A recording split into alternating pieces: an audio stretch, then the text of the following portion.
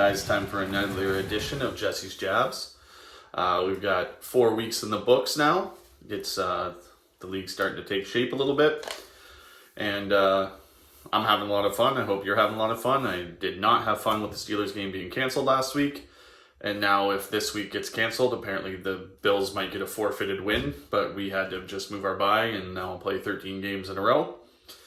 I guess those are the breaks sometimes, and maybe it will bring the Steelers together. I don't know, but I'm really hoping that the league can get this COVID stuff under wraps and that things aren't affected as much. I know it's greedy, and I really should be hoping for the health of all the people, but I also really like football, so I hope they can figure this all out and just get us a clean season here. First off, let's check in on the Tickle tournament from last week. Believe it or not, and I know that we could have point changes for tomorrow, but believe it or not, our Tickle tournament fight ended in a tie. And a frickin' tie. Ticklish High, or Tickle High, and the Ticklish Cartel both ended with 171.3. I don't know how it happened.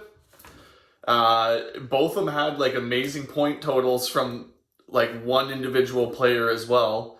I think Dan had 40 from Kittle, and Mike had 37 or 39 from Odell. So they both ended up with 171.3, and 25% of that came from one guy on both their teams.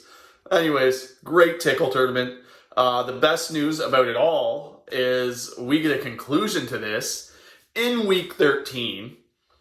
These two play each other. So I don't know. I'm excited for it. I hope you're excited for it. Week 13, Tickle High versus Ticklish Cartel, and it's going to be great. I can't wait for it. Anyways, let's get this going. Let's get into the jabs. Well, this first jab, it's I might sing here, and it's probably gonna be awful. So, TOG lost 225 to 190 to me. Now he's free falling. Injury bug hits him again. Austin Eckler, 4 to 6 weeks. I don't know what Jared's gonna do, but this is a bad situation. Might get Michael Thomas back. Julio plays, but really doesn't do anything. It's a crappy situation, and I was just very happy to just squat and add to the pile. Good luck this week, Jer. Next, DRC lost 201 to 146. So actually the low score of the week, I'm pretty sure. He had 4 players. Only lost to Salams, so probably would have lost even if you put up a decent. They didn't do great, 201, but tough team to beat. 4 players under 2.5 points, and he had 2 zeros. He's at a crucial point in his season where he's either got to try to buck up and make a run or sell. Seems like he's trying to sell. Really, DRC, what I want to tell you is if you are selling, I'm paying pennies on the dollar. Next, South Park lost 239 to 222 in a great matchup against Cooks. The Cookie Monster pops up out of nowhere. Down in RB, and he takes down Luca. Cookie had 5 20-point plus guys. That's a pretty freaking good week. Luca, on the other hand, was stung big time by Brandon Cooks, who was blanked on the 3 targets that he did have during the week. And I guess he probably could have won, at least come pretty close to it, dressing Tonyan over Hurst. Hurst put up 9.1, Tonyan 33.8. I don't know, would have been close. I'm pretty sure that's a win or pretty close to it. Anyways, Polk, Ticklish, Polk, I don't know. Lost 193 to 171 to Teletubbies. It was one of his better performances of the year, mainly due to George Kittle going off. But he was really hurt by Javon Wims of an Angel. Putting up a 0. That really hurt Dan, and I don't know if his Angel meant to do it to him, but it happened. Yeah, so I don't know. Not much to say about Dan's team. It's pretty bad outside of like 2 guys.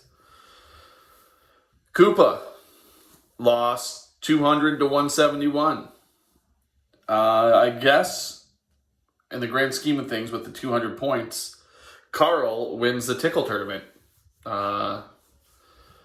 So good for you, Carl. You're the best tickler in our league. You know, there's not much here for Mike. He got way too many points from OBJ, so I think you really should trade him to me. Other than that, like you're tanking, Polk's tanking. I don't even really want to rip you guys because you're actually achieving what you want to achieve. So it's kind of like the only thing I can rip you about is getting too many points from guys, and that doesn't feel right. So next is Hotlanta. He lost 223 to 213 in a tight one to Golfview in one of my games of the week. A couple of tweaks to his lineup, and Joe could have won this. But really, he was let down by his running backs. Drake, 3.5. Sanders, 9.6. Drake currently has 38.4 fantasy points. Less than certain guys like Malcolm Brown, Nyheim Hines, Latavius Murray, Rex Burkhead, and it's 1 more point than Adrian Peterson. So Kenyon Drake has definitely been one of the busts of the year. Who knows if he breaks out at any point, but it's been really bad. And I just have to say that Joey's judgment is terrible, and he deserves this. Next, Cool Story lost 210 to 179 to Show Me. Big letdowns at wide receiver for Cool Story. Barrios, 0.3 points. AJ Green, 1.3, basically almost droppable now. And his D-line had 8 points combined.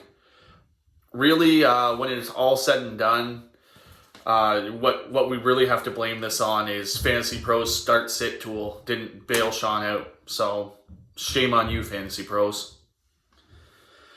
Anyways, here we go. This week, I'll do a little section first. I'll do a little week this week. I don't know if it'll ever happen again, but a little segment.